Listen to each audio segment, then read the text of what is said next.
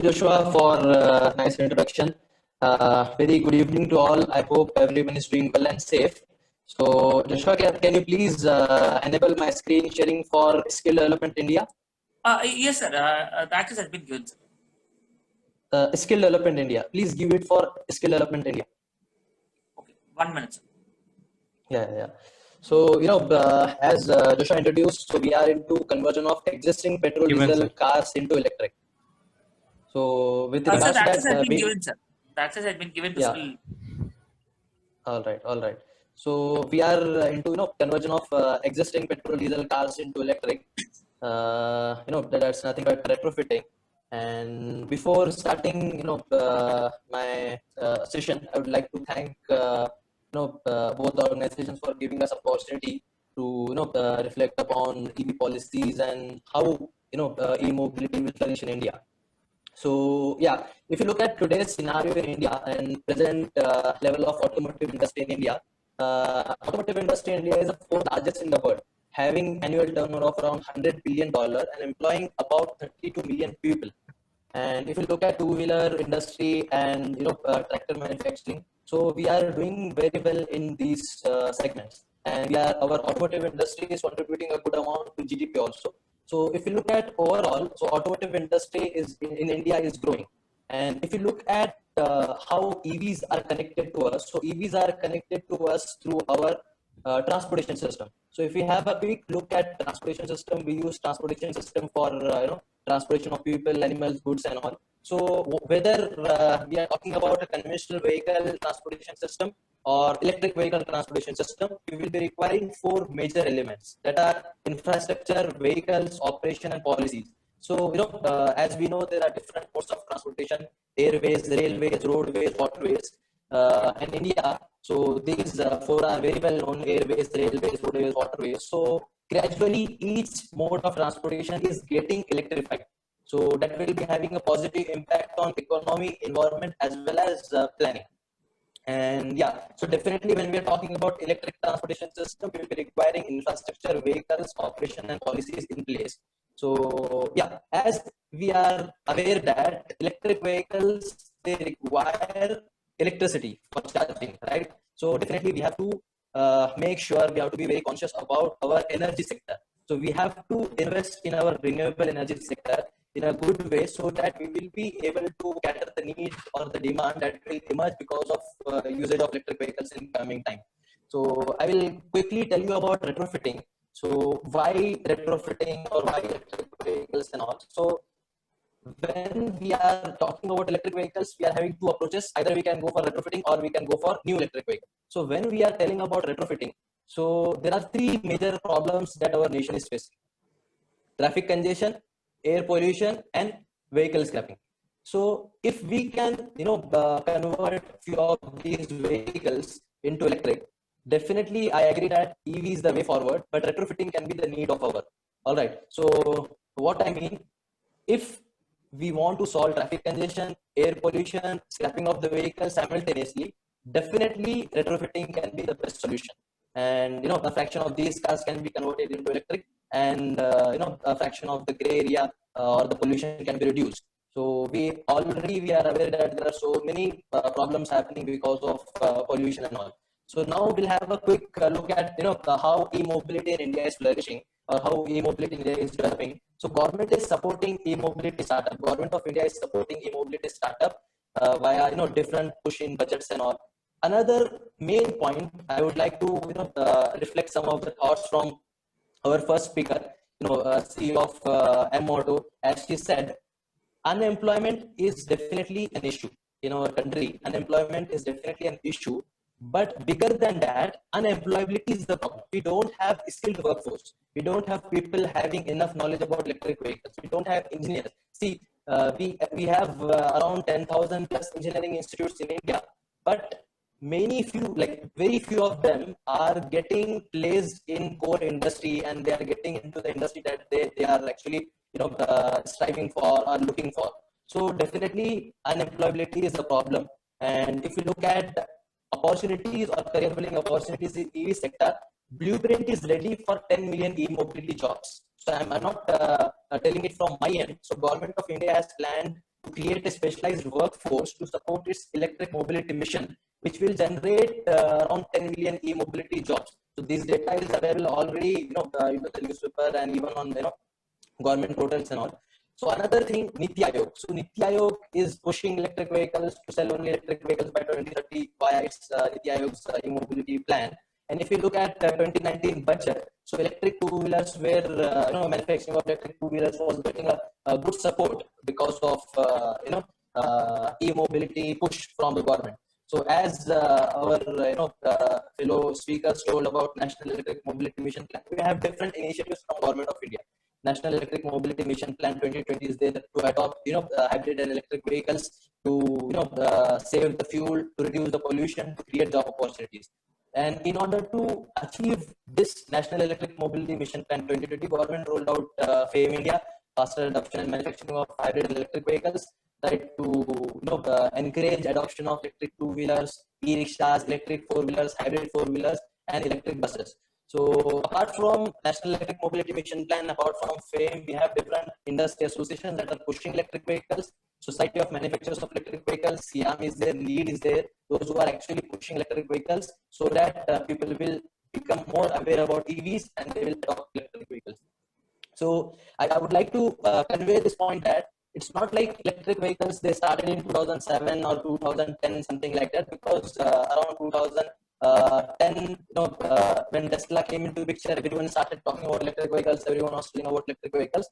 But EV technology started from year 1835. From that, it evolved into hybrid vehicle fuel cell technology. Then first Prius hybrid vehicle was introduced in Japan, and like that, many developments happened. And now we are at 2020. We are able to see different vehicles. So definitely there are advantages for electric vehicles, environment perspective as well as climate change perspective, and all these things. If you look at the beauty of electric vehicle is operational economics of electric vehicle is very, very convenient. Operational economics of electric vehicle is very, very convenient. And if we see there are no tailpipe emission in electric vehicle, we have to depend on only utility companies for electric vehicle, and the range anxiety can be reduced or can be eliminated using fast charging stations or battery swapping technologies and all. So if we compare electric vehicle and gasoline vehicle, we just need to spend 2 cents per mile for an EV, whereas we need to spend 12 cents per mile for a conventional vehicle. So we have gasoline vehicle. So by introducing electric powertrain into gasoline vehicle, we made hybrid vehicle by combining motor as well as engine.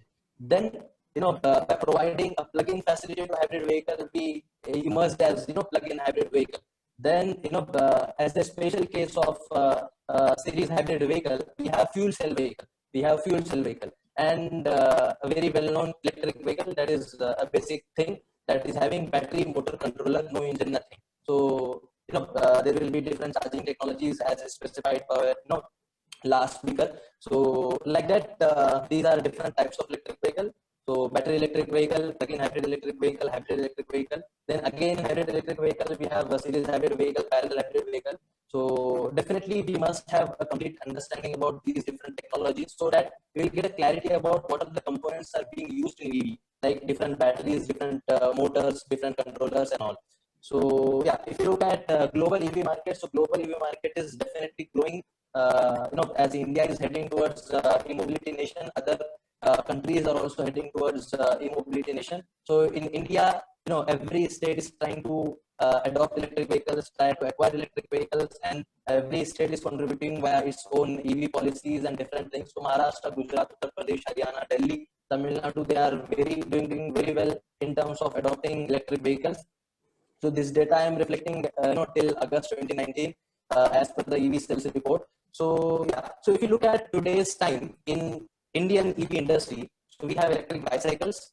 There are several companies like Hero Electric is there.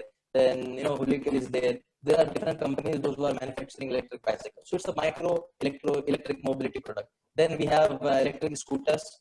Right? Then we have, like everyone is familiar about a very well-known manufacturer from Bangalore, right? Ather Energy is there. Electric scooters are there. Then electric bikes are there. Electric cars are there. Completely electric cars are there. Then we have hybrid cars, right? Then we have electric rickshaws, and M Auto is creating a huge impact by introducing retrofitting as well as new EV technology for EV three-wheelers. So then we have mini electric pickup trucks coming out in India. So Ashok Leyland is there. Then different other companies are there that are working. Mahindra is there working on electric pickup trucks. Then we have electric buses, and Bangalore was heading this transformation of electric buses. Right. Then we have electric tractor. I hope everyone is aware about one startup from Hyderabad, Celestial Mobility, introducing electric tractors in India. Then we have solar electric boat, India's first solar electric boat. I don't know how many of you are aware about India's first solar electric boat. We have it from our Kerala. Its name is Aditya, India's first solar electric boat. So yeah. So now, as a perspective of transforming India through e-mobility, if you look at that perspective, so we are having two approaches. Either we can go for new electric vehicles, we go for retrofitting. So either we are going for retrofitting or new electric vehicles, different EV business propositions will emerge. Right from servicing garage for electric vehicles to charging stations to charging station management, then painting and spraying workshops, electrical workshops for EVs, home charging station setup services, charging station setup training services, then EV rental services like spare parts manufacturing, then EV manufacturing, EV retrofitting, EV battery shops, EV kits, EV car washing, like e-car washing, like battery swapping will be emerging, battery leasing, mobile EV repair services, portable charging stations, solar charging stations, online shops for electric spare parts, online shops for EV reselling, battery scrapping, last mile connectivity, financing companies for EVs, franchise models, insurance companies for EVs, EV skill development. So like that, different business propositions will emerge. So I would like to emphasize on this part that when everyone is telling that we have to adopt electric vehicles, electric three-wheelers, electric two-wheelers, electric cars, retrofitting this, that, the main aspect we have to consider is we need to create EV ecosystem. We need to create EV ecosystem where we will be having complete power generation, renewable energy based power generation. We will be having power management. We will be having charging infrastructure, home charging stations, commercial charging stations, battery swapping stations. Then EV markets, like where we can get the components, we can manufacture the components. Then financing companies financing EVs, insurance companies insuring EVs, because all these things together will create a EV ecosystem where we can have a sustainable model of EV nation. So that's the that's very important thing we need to realize, and we need to act accordingly. Before concluding, my point, I would like to say this thing that so in order to create EV ecosystem, as CEO of M Auto already, ma'am said that definitely we will be requiring skilled workforce. We will be requiring skilled workforce. So we need to understand this point very, very clearly that we need to eliminate the skill mismatch, the skill set that people are having in their hand after graduating of after their university 4 years of degree, mechanical, electrical, electronics, whatever.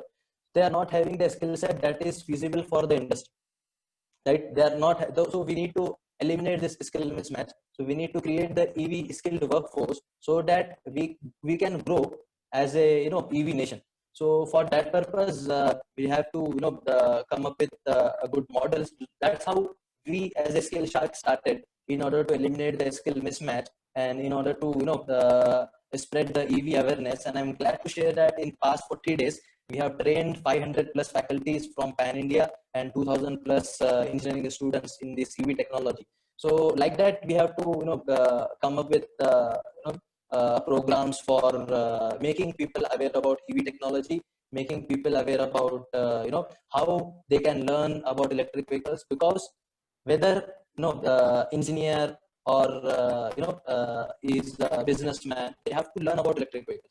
Another pain point I would like to highlight: in a conventional car or in a conventional vehicle, there will be more than 2000 moving components. There will be more than 2000 moving components, whereas in electric vehicle, there will be only around 20 moving components.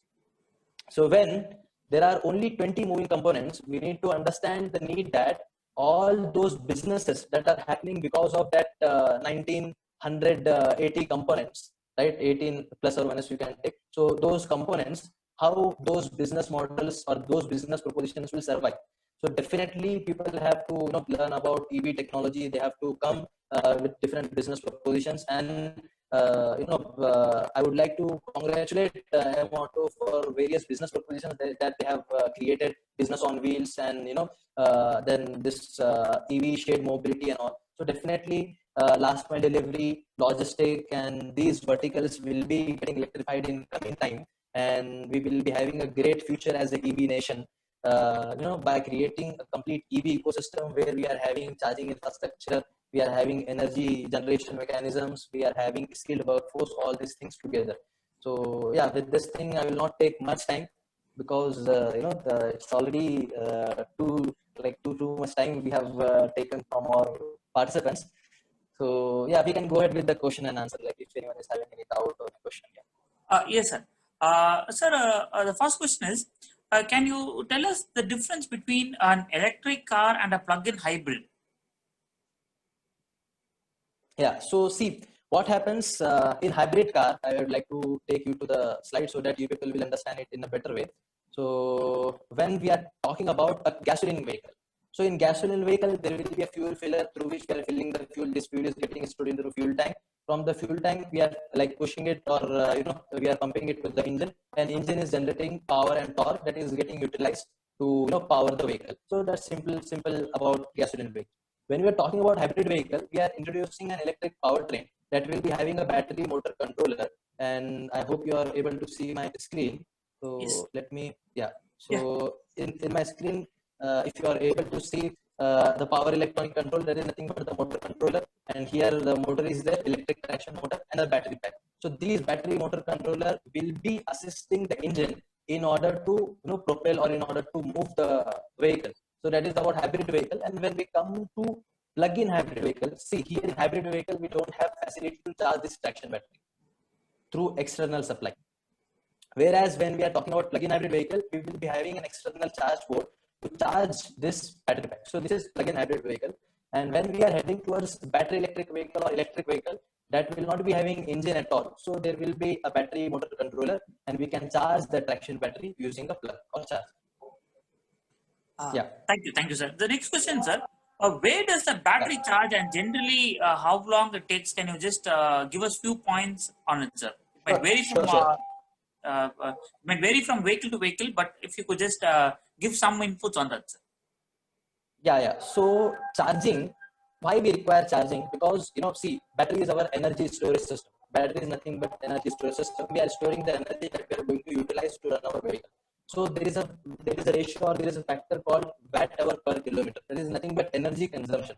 So how much energy consumption is happening, based on that we will be needing the charging. So there are different levels of charging: level 1 charging, level 2, level 3, like that. So we have to be very precise, we have AC charging, DC charging. AC will be slow charging, where DC will be fast charging. And how this charging will happen is when the battery, how the battery will work. So chemical energy, the energy storage will happen in terms of chemical reactions, and it will be getting stored like that. So when we are supplying a power supply, when we are supplying the power supply to what our vehicle, so that charging will occur by accumulating the amount of charge, and that conversion or the reaction will take place, and the battery will get charged. I would like to share another slide. So I have something very interesting to show, but let me, yeah, just a second. I hope you're able to see. Yeah, yes, sir. Yeah. So we are preparing a course for EV charging thing. So in that, I would like to convey a very beautiful concept with regards to EV charging. So charging of an EV, it depends on vehicle as well as the battery type, and depending on the type of EV system or EV charging station. So whether it is a level 1 or level 2 or level 3 charging, so we have different levels of charging. We have different levels of charging. So like level 1, which will add 2 to 5 miles of range per hour of charging. Level 2, that will add 10 to 20 miles of range per hour of charging. And DC fast charging, which will add 60 to 80 miles of range in 20 minutes of charging. So something like that. Yeah. Sir, thank you very much for your wonderful inputs. It was very informative. So as we come to